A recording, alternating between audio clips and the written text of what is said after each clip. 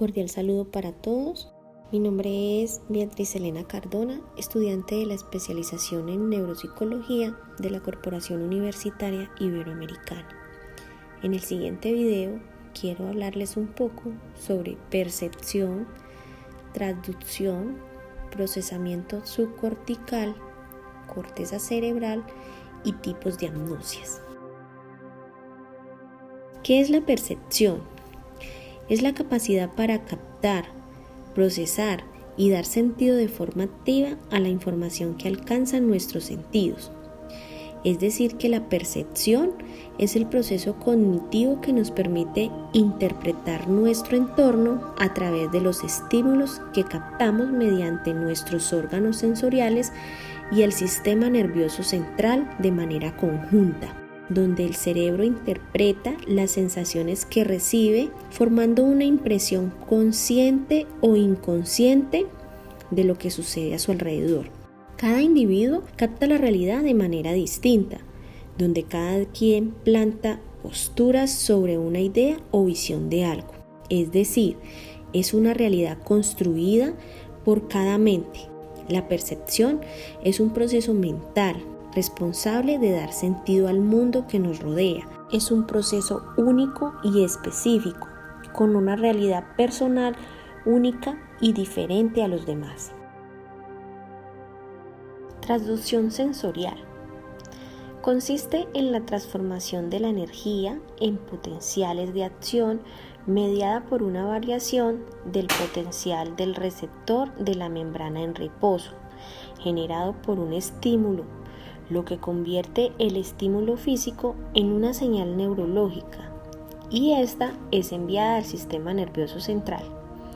En otras palabras, la transducción sensorial es un proceso de transformación de los diversos tipos de energía en impulsos nerviosos, llevados a cabo por los receptores sensoriales. ¿Pero qué son los receptores sensoriales? Son terminaciones nerviosas especializadas ubicadas en los órganos sensoriales como la lengua, la nariz, la piel, el oído, etc.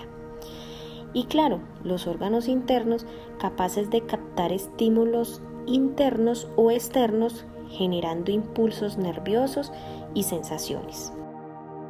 Procesamiento subcortical.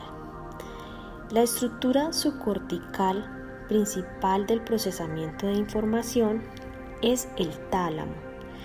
Toda la información sensorial, con excepción la del sistema olfatorio, pasa por el tálamo antes de llegar a la corteza.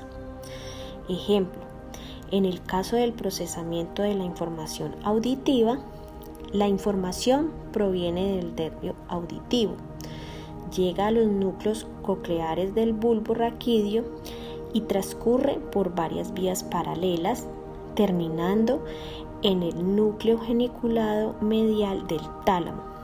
Lo anterior dicho es lo que se refiere al procesamiento subcortical. Es preciso apuntar que el tálamo no es una simple estación de relevo de la información sensorial, ya que participa activamente en su procesamiento. Corteza cerebral y procesamiento cerebral. Es la parte más nueva evolutivamente y la más grande del cerebro. Es aquí donde ocurre la percepción, la imaginación, el pensamiento, el juicio y la decisión. La corteza es el lugar donde se procesa y se hace consciente la información que llega por diversas vías como el olfato, el gusto, el tacto. De igual manera es de donde se originan los impulsos nerviosos y todas las funciones que se originan a través de dichos impulsos. El procesamiento de la información tiene su punto de partida con la percepción y entrada de los órganos sensoriales que transforman estímulos físicos como el tacto, el calor, las ondas de sonido o los fotones de luz en señales electroquímicas que posteriormente son procesadas por el cerebro. qué son agnosias y tipos de agnosias. La agnosia se define como la incapacidad para procesar determinadas clases de estímulos sensorial en función de los sistemas cognitivos que se encuentran afectados. Pueden aparecer déficit en distintas funciones, por ejemplo, en el reconocimiento de información visual, en la ejecución de patrones sensoromotores o en la comprensión del lenguaje. Generalmente las agnosias aparecen como consecuencia de algunas lesiones cerebrales. Principales tipos de agnosias. Tenemos las visuales. La mayoría de las agnosias visuales consisten en déficit en el reconocimiento de objetos a través de la vista, sin que haya presente una afectación de los órganos sensoriales. Esta clase de agnosias se produce normalmente a causa de lesiones en el lóbulo occipital izquierdo o en cualquiera de los lóbulos temporales. Podemos dividir las agnosias visuales en dos categorías. La primera, las aperceptivas, en que se dan problemas para categorizar los objetos, y las asociativas, caracterizadas por la incapacidad para nombrarlos. Auditivas. En las agnosias auditivas, los problemas de reconocimiento se dan en relación a estímulos sonoros. Aunque cuando las lesiones cerebrales que provocan la agnosia son muy importantes, los déficits pueden tener un carácter general. Lo más habitual es que afecten únicamente a un tipo de estimulación auditiva, como el lenguaje receptivo o la música.